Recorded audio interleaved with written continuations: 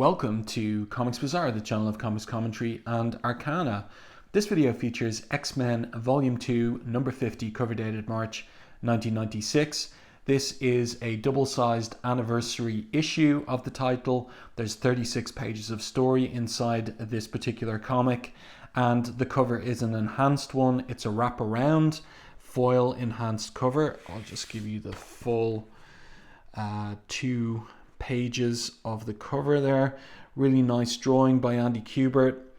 I think if I move it around a bit, you can see the different colors there in the foil on this figure. This is the Herald of Onslaught. We'll learn his name is Post. That's how he identifies himself in the issue itself. And really great anatomy and twisting of the body here on Wolverine. Great use of perspective and foreshortening with Wolverine attacking Post here. And then Kubert does a little trick that he did for the cover of the wraparound cover of X-Men 45, where he flips the angle on the other characters. So we've got Iceman here at a kind of like a Dutch angle, with Cyclops here at the top of his ice slide attacking also Post, and Storm looking well too. So the cover by Andy Kubert, but inked by Cam Smith, and Cam Smith is the inker of the inside story as well. So let's get to the first page, and it is a splash page, and it's a pretty cool one. And it features Cyclops, and he's caught and hanging upside down in a tree with no leaves, and gnarled and twisting branches of the tree. That's a really cool image. It looks kind of creepy. It looks like a horror image, and you can see there that his optic beams are just emerging in stuttering fashion from his eyes. Great spotting of blacks, great lighting in this particular splash page. The first person narration is by Professor X, and he says, "I called him Cyclops, in part because of the uncontrollable optic blasts, which have been his mutant power since puberty. Just as important, if I were being honest, it is descriptive of the singularity of his vision. Scott Summers believes in me, in my dream, in our dream. More than once over the years, these convictions have nearly been the death of him." So that's a bit ominous for an opening. And then we get a nice double page spread for the story credits, and there we can see we get a pull back on the scene, and we see Cyclops there upside down in the tree. He's unconscious. We've got Iceman here in the foreground. He's unconscious too, and we've got Storm, and she's awake and up. It's a nice pose on Storm by Kubert as well. So he's also designing this kind of weird environment that the characters find themselves in. So the story opens in medias res. Things have happened to them, but they don't know what they are, what they were. And so there's a bit of a mystery at the opening of this particular story. And the title of the story is Full Court Press. The creative team, Scott Lobdell, writer. So Fabian Nicieza still hasn't been replaced, but we'll learn who his replacement is at the end of this issue. Andy Kubert pencils, Cam Smith inks, Joe Rosas on colors with electric crayon on the digital separations, Richard Starkings and Comicraft on the digital lettering.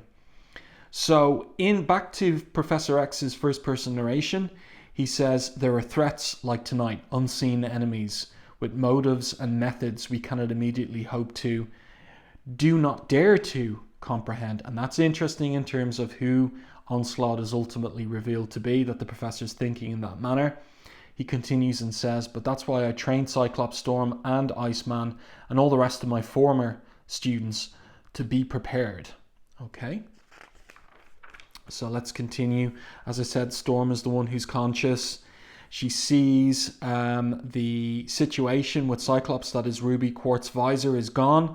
She's wary of his optic blasts, doesn't want to be pulverized by them, and addresses Cyclops here. "Scott, can you hear me? Are you all right, my friend?" So he begins to come to, and she catches him, and he's keeping his eyes closed. Again, a very nice looking page here. Great combination of the blackline art and the digital coloring, which isn't overpowering that art. And still we're getting that weird kind of opening to this story with this strange environment that they find themselves in, kind of creepy environment. So I like that. And who else is there with the trio except for Wolverine? So a nice anchor image of Wolverine. At this point in X-Men history, Wolverine is becoming more feral since the removal of his adamantium back in X-Men issue number 25. And he says here, don't look to me for answers. I wasn't even at the Xavier Institute when I was ambushed by who knows what. Seems to me the big question is, how do we all pick up these scrapes and bruises along the way? It appears the four of us have been chewed up and spit out by something, or more likely, somebody. Then Storm goes to pick up Iceman, and as she turns him over, by the way, nice perspective here on Storm's arm, going all the way to the edge of the panel there. Really nicely drawn and handled by Kubert. Turn the page over, and we've got a big anchor image of Iceman who's got chunks taken out of his chest. As Storm says there, his chest has been shattered. Nice top-down angle on this particular scene. Andy Kubert moving the camera around all the time to keep the panel contents interesting in their visual design and impact. Wolverine says, impossible as it sounds, the kid is still breathing, which means that whoever brought us here, whoever attacked us, wants us alive for now. Professor X's first-person narration. Although my psionic power does not allow me to pinpoint their exact location, I'm able to sense their concern, their fear. So how is that? Where are they, and how is it that the professor is able to psionically pick up something from his students? Well, he continues, and we get an establishing shot here of the X-Mansion at night, which is appropriate for the kind of the horror opening to this story. And the professor's in bed, but his bedroom is invaded by Gateway. And we saw in the previous issue that Gateway teleported away Chamber, aka Jonathan Starsmore of Generation X, to somewhere. And it turns out in this issue he brought him back again. So here he is now in the professor's bedroom. By the way, something that I picked up when I was examining the decor of the professor's bedroom is that all the paintings or pictures that he has on his walls, they're all of landscapes or buildings. None of the pictures feature any people in them. And I wonder, is that deliberate? Is that in the script? Does that mean something in relation to the professor and his character and personality? Or am I reading too much into it? But as I said, if you check it out for yourself, all of the pictures in his bedroom are of landscapes or buildings and feature no people. By the way, this is a really great angle, another tilted angle from Andy Kubert, where we're right behind the bedpost here and seeing what the professor sees with Gateway hovering over his bed and spinning his bull roarer there, trying to teleport him away. Great spotting of blacks here as well on the professor's face. Great an acute three-quarter profile on the side of the professor's face, just like the one on Wolverine on the cover. So something that Andy Kubert has mastered and is doing really, really well at this point of his career. So he asks Gateway what he's up to. I do not receive an answer, nor did I expect one. Our occasional ally has always done exactly what he wants whenever he's wanted. Unfortunately, I've never been able to telepathically pierce Gateway's mind. So we're not going to find out what Gateway's up to exactly. We'll only know from his actions. Now, this is kind of funny, where in comes Bishop blasting, guns blazing, into the professor's bedroom because he's picked up from mansion security an unauthorized presence in the grounds, as well as the sudden disappearance of several key residents from the estate. So here he is. By the way, I like this little detail of his splayed toes there as well, the big toe separated from the next one. Nice little details like that in Andy Kubert's art. But Bishop, like, really coming in, as I said, all guns blazing. And this is kind of cool, where Gateway, with his bull roar, without even turning his head, deflects the blasts from Bishop's guns. And he is caught by the shrapnel of those guns. The professor here says in his first-person narration about Bishop, he possesses the ability to absorb and rechannel energy Shrapnel is another matter entirely. But a lifetime spent in the future serving in the security force called the XSE has served Bishop well. Well, Bishop's always on a hair trigger when it comes to reacting to threats. So he's got his guns pulled on Gateway. It's kind of an amusing image here. And the professor, like still under his bedclothes, and saying to Bishop, while I appreciate your zeal, I must order you to stand down. If Gateway has spirited other X-Men away, our only option might very well be to allow him to take us there as well. And Bishop says, with all due respect, sir, I don't consider that a prudent course of action. So Bishop getting in between Gateway and the professor here, still keeping his twin guns trained on Gateway. This is another great page here where Jean Grey arrives, and now she's using the codename Phoenix, and she uses her telekinesis to knock Gateway against the wall. Great shot here, great angle, great perspective on Jean hovering up here almost at the ceiling. And then very interesting too, so the shadow cast by her on the ceiling has its edges softened with a digital effect, so it's not pure black, and it's really effective in this particular panel. A very good use of the digital effects. Very acute upshot on Bishop's face as well. As I said earlier, Andy Kubert really coming on leaps and bounds in his command of anatomy and in his ability to turn the camera angles in the panels to keep everything interesting, and the storytelling is really smooth as well. So now Jean has knocked Gateway unconscious apparently. He's there in front of the fireplace. Another interesting angle for us to look out from the perspective of the burning logs in the fireplace, out beyond the fire guard here as well, looking up at Bishop and Jean and the professor still in his bed. So they're wondering about Gateway, and Bishop thinks we've managed to stop him, and it appears as if he wanted to be stopped. So there's a mystery there in terms of what Gateway was up to and why he might have wanted to be stopped. And then we're back in this weird alien environment where the X-Men are taking stock. Cyclops is leader, of course, determining what to do next. So he says here to Iceman, none of us knows the hows and wherefore yet of what happened to them. Wolverine and Storm are out there trying to put together the clues. Until then, he says to Iceman, you need to rest. Injuries aside, you're still alive. But Iceman is traumatized. He's wondering what would happen if he turned back into his human form. And Cyclops says, easy, kiddo. One crisis at a time, Bobby. But he thinks to himself, sound advice, Summers, keep him calm. Don't let him see how worried you are about him. Now focus.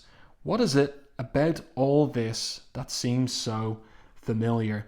Great top-down angle on Cyclops here. Very heroic pose on him as well. Really, really good stuff from Kubert.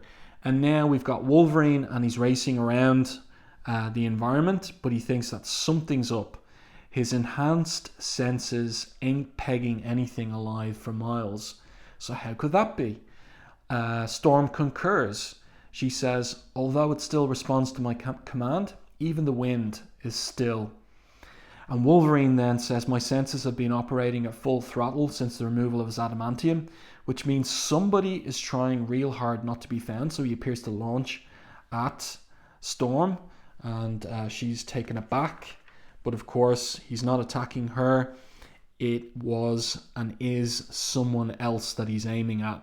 He says, I wasn't leaping at you. I was looking for this guy, as he knocks up against something invisible or cloaked. Storm uses her powers to attack in the direction that Wolverine's identified, and then we see all of these electronic sparks here as Wolverine starts ripping in with his bone claws into someone or something who will now make his appearance in a big double page spread. So obviously Andy Kubert proud of his character design here for Post. And so we're getting a good look at this huge hulking figure with all of these technical armoring bits around him, all these guns and whatever else even hovering around him as well. A very interesting character design. And he identifies himself as as having been created by Onslaught. He says, I'm only transmitting the results of the test to him. My name is Post. I am but a faithful extension of the glory that is Onslaught's. So he is a type of herald. And Storm here recognizes the name Onslaught. Logan, it would seem, this is the same entity who seriously wounded Juggernaut. And that's a reference back to Uncanny X-Men 322.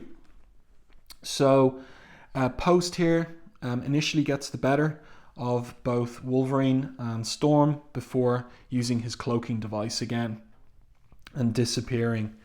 So Storm says to Wolverine, somehow he's managed to teleport away. Makes no difference to me, Storm.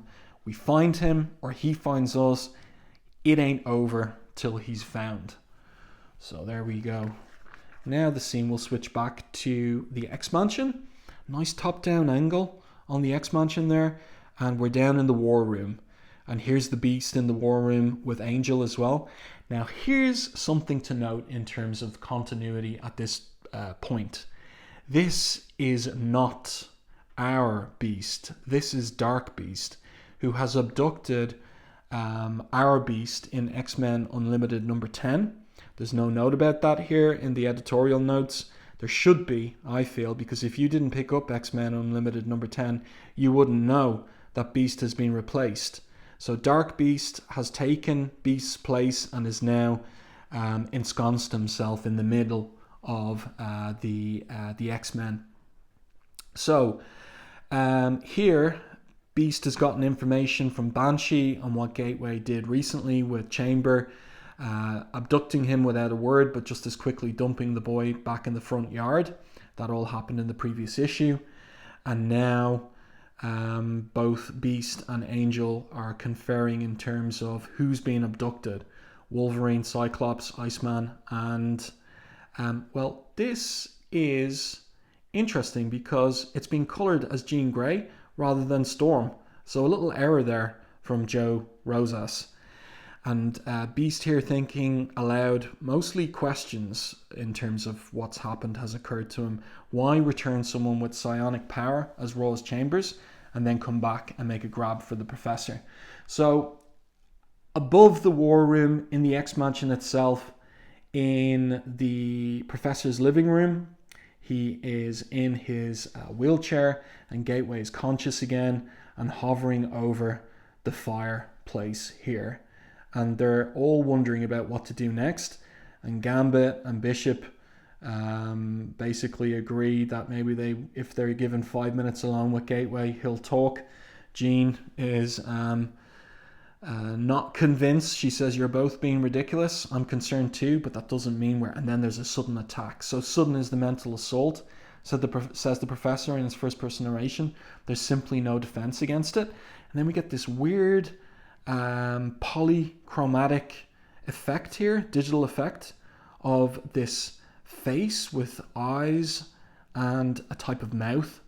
Heads up, mes amis. And it comes around the figure of Gateway, says Gambit. Looks like we've got even more company. And there's that really acute reverse three-quarter profile again on Gambit there.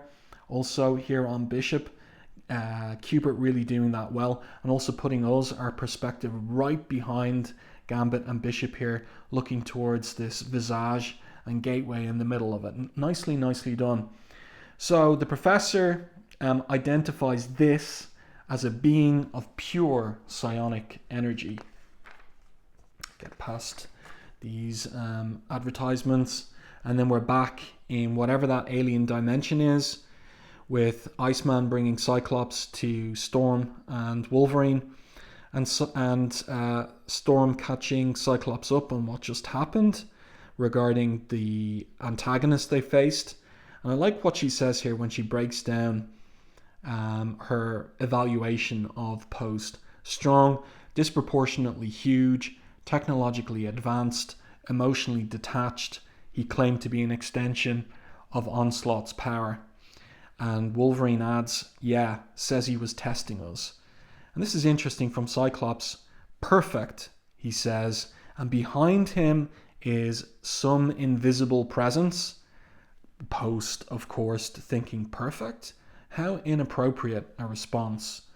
Perfect, says Wolverine, popping his claws. Are you out of your head, Slim? We're down to one leg to stand on before the four of us, between the four of us, and you find a reason to be happy about it? Think about it, Logan, he says. Think about the hours in the danger room, about the fact we've trained for this, for battling opponents without discernible faces, without motives. And Iceman puts it together. I hear you, Scott. You're saying this wacko made a mistake. He gave us something to fight, even without meaning to. Exactly, Iceman. You and I were the professor's students long before we were actually X-Men. And he says, if memory serves, we've never failed a test. And the creature cloaked here, Post, thinks intriguing. Perhaps I did miscalculate. Weapon systems online. So now we get an argument between Cyclops and Wolverine. They're clashing in the way that they've always clashed. And Cyclops even knocking Wolverine with his fist. Storm intervening. It looks like a fight is breaking out. And then Post here, cloaked in the background, while observing this fight amongst the X-Men, delays his weapon systems. Apparently the tension is getting to them, he thinks to himself. At this rate, they will terminate each other. Already my readings indicate their power levels are primed. But it was all a ruse, just as we planned, says Storm. So they all unite and attack on our Post here together. So another great full-page image of Storm, Cyclops, and Iceman combining their powers against Post. And Wolverine saying here, it was, in terms of what hit Post, it was a mutant freight train with a big old X on the front. So Post upside down here, and interesting the language he uses. Very convincing. Children, he says to them. So why is he using such a phraseology? Well, he puts himself back together again and attacks once more. You children do not seem to grasp the extent to which you are being tested, he says. Physically, yes, it is a simple matter to push you well past your genetic limitations, but the true test is how you handle your foe or false victory, as well as your more realistic defeat. So he starts melting Iceman's extruded ice. Wolverine says he's using your own power to conduct a heat backlash. So Iceman is knocked away here, and Storm uses her powers to cool him down. And another interesting bit of dialogue here from Post in terms of who might he be. How you've changed, little one, he says. Only yesterday you were a pickpocket on the streets of Cairo. Now you are selfless to the point of sacrificing your own life, he asks. So how does he know so much about them? But again, the X-Men unite, Cyclops and Wolverine together, attacking Post, and then the scene switches back to the X-Mansion. And the Beast arrives up with a theory regarding the X-Men who were abducted being tested, but he has finer detail than that in terms of why the ones that were chosen were chosen. 3 of our 4 hand-plucked compatriots, he says to the professor, were energy manipulators, with Wolverine presumably being tossed in for a tactile and sensory response and contrast. The most fascinating aspect of this supposed onslaught is that they were taken away. If this seemingly omnipotent character is as powerful as we've thus far learned to believe, we should have easily been able to storm the mansion. He should have been easily able to storm the mansion and take each and every one of us out at his leisure, unless, and then Bishop fills in, unless he took them to a place that has something to do with the source of his power. And they can't see it, but Gateway here is smiling. So he's apparently happy that they're putting it together. Another double page spread as we go back to whatever the dimension is that Post has abducted our 4 X-Men to. And this is the point that I want to make about, if you look here at the side profile on Wolverine and the rendering of his teeth there, they look huge. But what Andy Kubert is doing in this issue is he's drawing only a realistic and natural amount of teeth in characters' mouths. So you see here that Post has, let's say, 4 teeth this way, 4 that way, rather than what you might see in an artist using artistic license, where it might be any, like you've seen it before a million times, where somebody's got 10 this way and 10 that way. But Kubert is doing anatomically realistic figures now, more or less. I'm giving them the right number of teeth, but it looks odd here on Wolverine. So used are we to artistic license. This looks like his teeth are just these huge big blocks in his mouth. Anyway, there's a bit of dialogue here between the characters that is just about goading, and then Cyclops and Wolverine not being cowed by Post. But then something interesting happens. The ground begins to shake, rumbling here, and it starts attacking Post. Why is the ground shaking apart beneath my feet? He asks. He's surprised by it. He's supposed to be in complete control of the environment. It shouldn't be reacting in this way. So why is the environment fighting Post? That's something that will become plain when Onslaught's true identity is revealed. Another nice image here of Storm flying up into the sky and telling Iceman to lash out at everything around you, even as she does the same with her elemental powers. So now Post is under pressure. The lightning bolts you wield, Wind Rider, he says, scar me as deeply as they gouge and tear along the ground. But make no mistake, I'm more than the world around me. I'm an extension of power that will recreate a world in his image. Once unleashed, the onslaught cannot be abated.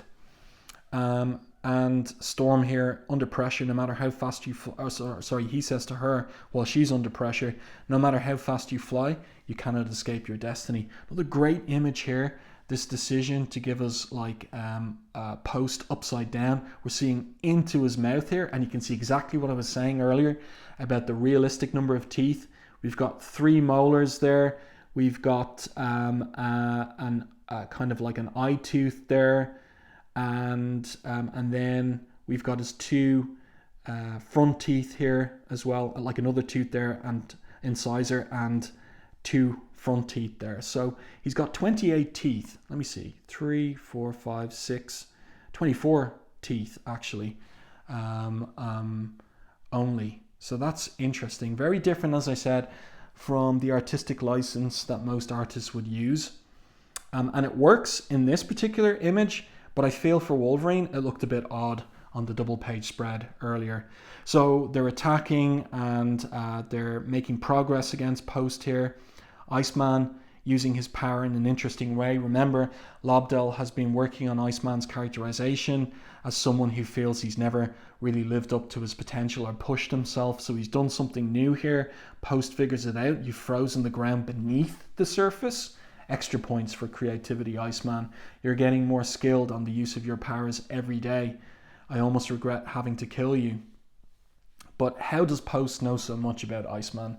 Iceman thinks to himself, keep up the rambling here in his dialogue. With any luck, he won't realize that was the last drop dead bit of energy I have to spare. So Iceman pushing himself to the limit there. Get past these advertisements back at the X-Mansion. I like this establishing shot here. We've just got this small X-Mansion up here in the top right hand corner, and then all this black for the speech balloons. And the speech balloons are from Beast, who's still talking here and explaining things. Despite Gateway's best efforts to deliver Chamber to him, the entity did not want any psionics on hand to detect him, even one as raw as the young Mr. Starsmore. I further propose that they were taken to a specific place, a place that, as Bishop noted, is somehow key to this entity's power source. The professor in his first person narration, again a great angle here as well, this kind of upshot, this tilted upshot. We've got Cannonball there as well, who's an X-Man at this point in the continuity. Oh yeah, look again, the professor's, the art on the walls, a sailing ship, no people.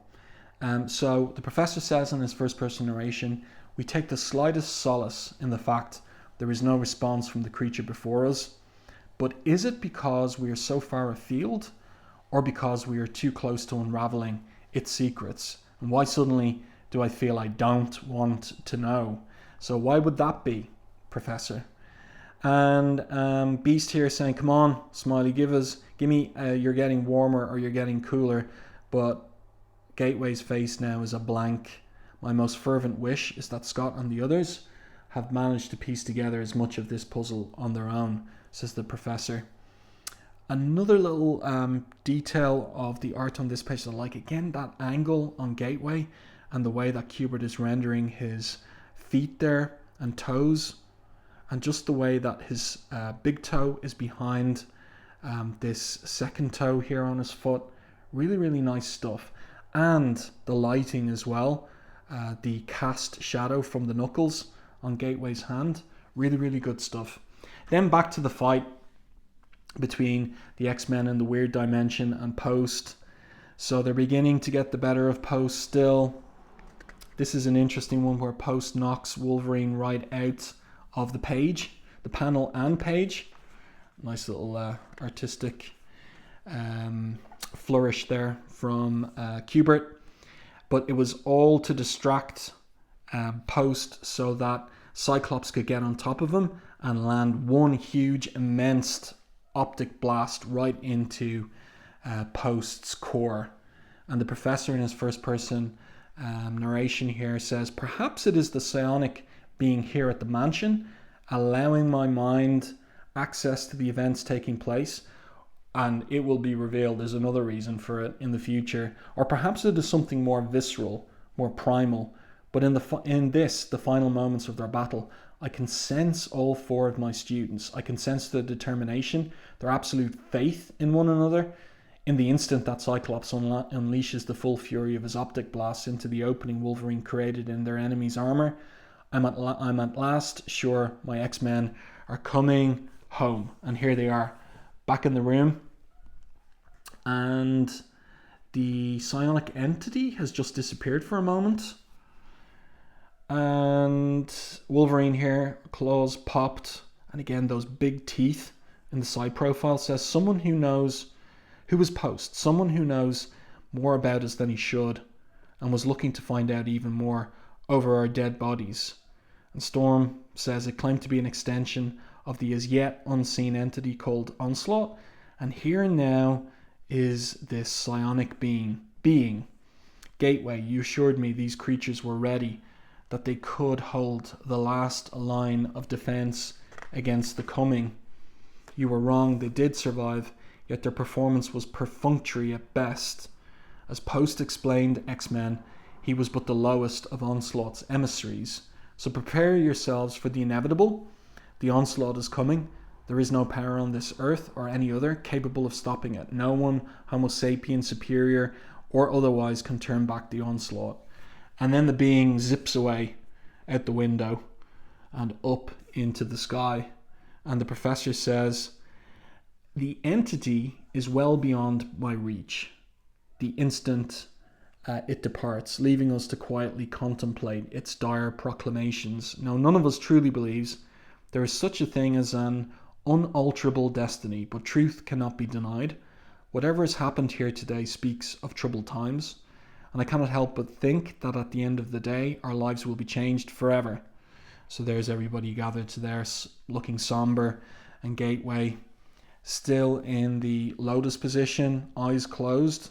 And what was it all about? So, for an anniversary issue, great art in this issue, but I found it and find it frustrating that all the issue does in the 36 pages of story is really just build more mystery regarding Onslaught. This should have revealed a lot more. I feel that this should have been the issue that Onslaught made his appearance.